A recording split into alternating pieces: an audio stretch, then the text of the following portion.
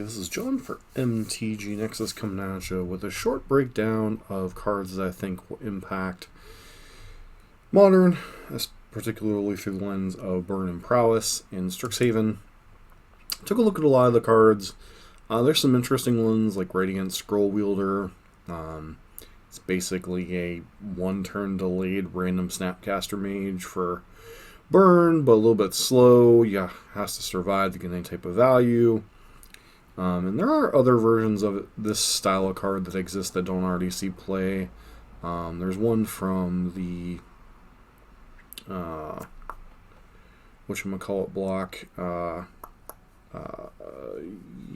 Khan's block that had like some type of, it's one in a white for a 2/2 that gives your spells lifelink, and you can pay 2 in hybrid blue-red to give the spell buyback. I'm drawing a blank on the name of the particular card at the moment. This in some ways feels similar to that. Other cards that Flame Scroll Celebrant's an interesting one, simply because it's like a double-sided ability card. On one side, it's kind of like a poor man's Harsh Mentor. Whenever an opponent activates an ability that isn't a mana ability, Flame Scroll Celebrant deals 1 damage to that player. And it has Revel in Silence, which is like some type of obviously silence effect that you can cast like during your opponent's upkeep or something, keep them from casting spells. This is a fringe card that I could see Burn being interested in some spots, like maybe where like Harsh Mentor is decent against something like Heliod.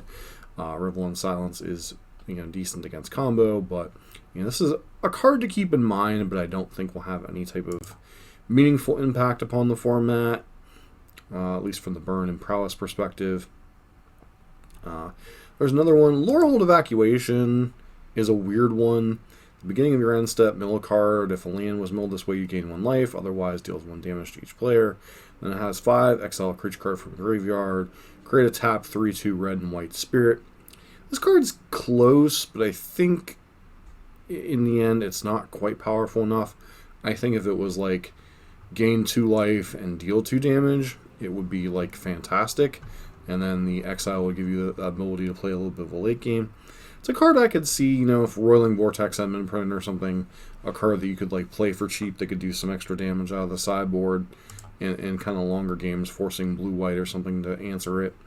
Rip Apart, card we're going to talk about in a minute. Another card that seemed close but not quite is it's a 1-mana enchantment here. Detention Vortex, enchant non-land permanent. Enchant permanent can't attack or block. Its activated abilities can't be activated. 3, destroy Detention Vortex. Only your opponents may activate this ability, and only as a sorcery. I find this one interesting. It's like close to being playable as like an pseudo answer to like a Planeswalker or something for a turn or two. Like really hamstring your opponent's mana. Burn, especially, it could be like a passivism effect, etc. for like a turn. It's close, but just not quite there, especially in a modern format.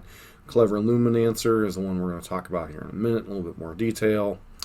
And then the only other card that really could potentially see some play in these style of decks, and we're not going to get in the Mystical Archive as they don't really affect Burn in any meaningful way. The only other card that could see play and maybe as a potential budget option for lands is the copy of Fury Cowl Snarl, which is basically the reveal land. You reveal a plains or a mountain from your hand. This comes into play untapped, otherwise comes into play tapped. Then Lorehold Campus is an interesting one, especially on the gate. The Gates style common land, 4 and a scry, or 4 and tap to scry 1, and taps for either color, obviously comes into play tapped. So lots of interesting cards, but only really 2 that can impact cards that we could see play in Burn or Prowess. First one obviously is Clever Luminancer. This is a 1 mana or 1 white mana 0/1 that says Magecraft. Whenever you cast or copy an instant or sorcery, it gets +2/+2 in a turn. Obviously, this goes fantastically in some type of Prowess shell. This gives Prowess basically a 4th 1 mana card that they can play outside of Monastery Swift Spear, Soulscar Mage, and Blister Coil Weird. This gives access to a 4th 1-mana play out of Prowess decks.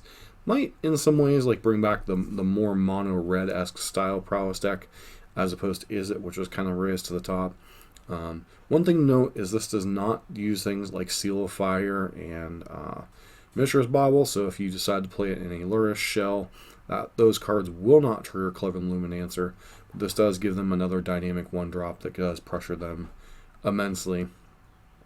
So a lot of people are very excited about trying out Boros. Whether it'll eclipse Izzet as the de facto Prowess deck. Now keep in mind, Red-Black Prowess was really a thing for quite a while until it eventually became a shadow build with Scourge. So you can kind of almost say that Black-Red Prowess still exists, but it's kind of evolved into a shadow variant. But Luminancer definitely will give Izzet as a kind of a challenge towards its throne of being the top Prowess deck in the format. As Boros, you can get access to Boros Charm, get access to the White Hate cards, and the other card that we're going to talk about in this kind of short video, and that is Rip Apart. Now, Rip Apart, it's 1 red, 1 white, sorcery. Choose 1. Rip Apart deals 3 damage to target creature or planeswalker. Destroy target artifact or enchantment. So, the closest comparison, people were like, why would I want to play a sorcery speed? Enchantment removal, blah, blah, blah. This card is almost a hybridization of like a Braid and Wear Tear, with the benefit of it being it can target planeswalker or creature, as well as destroying the target enchantment. So it's very, very flexible at the cost of being a sorcery speed spell. And I think outside of like specifically people pointed out to Blood Moon, which oftentimes Blood Moon doesn't do enough against burn anyway, so you're generally not going to leave it in. And if you're afraid of your opponent bringing in Blood Moon, this obviously wouldn't be the one you'd run. You'd obviously run Wear Tear or Disenchant. But I do think the flexibility outweighs the sorcery speedness, especially since, and I made this comment before, is Burn and to a certain extent Prowess has become a lot more sorcery speed based. Things like Light Up the Stage, Skewer the Critics, just cards that see a lot of play overall. Has really forced Burn into more of a sorcery speed type deck anyway. So I don't know that giving up instant speed is necessarily a bad thing. And the deck that can most punish you is usually counterspell decks, but there aren't too many enchantments that counterspell decks are going to bring in against us anyway. Like some old school blue-white players might play like Leyline, but a lot of them would rather play things like Timely Reinforcements or cards like that, just life gain that's more relevant against burn. So I think both in the Boros Prowess shells that people are going to be trying, as well as the Boros burn shells, this really frees up some sideboard slots, allows you to have additional creature removal spells while also having answers to enchantments and artifacts. So you can let's say you used to play like 2 Searing Blood and 2 Smash to Smithereens. All of a sudden you can play 3 of these and you freed up a sideboard slot while still having the flexibility to answer those permanents. Obviously this doesn't replace something like Path to Exile, and it's not as good as something like Smash to Smithereens against specifically artifacts. But I think much like a card like Boros Charm, I think the modals on it outweigh the downsides of the card. Not that Boros Charm being 4 damage is comparable, but I think the modal effects on this card are just awesome and give Burn a lot more flexibility than it's had. And while I don't think it's going to push Burn to new heights or anything, I just do think any little advantage you can get as other decks have gotten better throughout the format, any cards you can open up in the sideboard, or any new things that kind of allow you to cheat a little bit in terms of your how you build your sideboard and stuff is the thing. One last thing with Luminancer, somebody asked a question that I haven't responded to quite yet on the earlier video today, about whether this opens up the possibility of Jeskai. Why would you want to play 3-color Prowess outside of what they did with the Shadow decks? It already feels like both color combinations. It has its 16 or 17 creatures. You know, it has the 8 1-drops. It has the dragon. It has the Stormwing entity. You know, that already feels like almost too many creatures, especially with the newer lists playing like one Bedlam Reveler in the main. And then the Boros version, obviously you'll have access to Luminancer, Swift Spear, Soul Scarmage, potentially even Blister Coil Weird if you wanted it. And then you could also play Myth Realized. You could also play Kiln Fiends. And then you could also play Bedlam Revelers. I already think both colors already have enough creatures to cover their bases.